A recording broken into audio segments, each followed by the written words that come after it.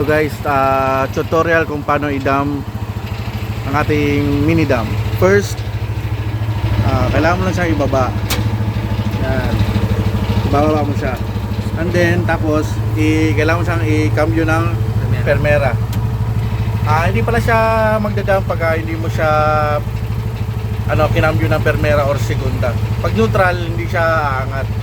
Tapos, sunod, ito, kailangan mo siya iangat. Yan.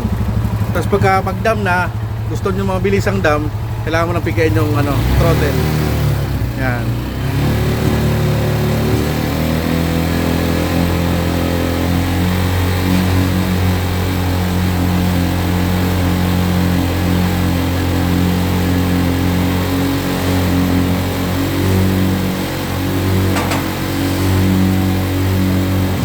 Yan.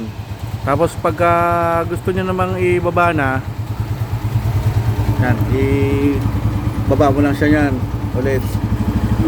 Yan.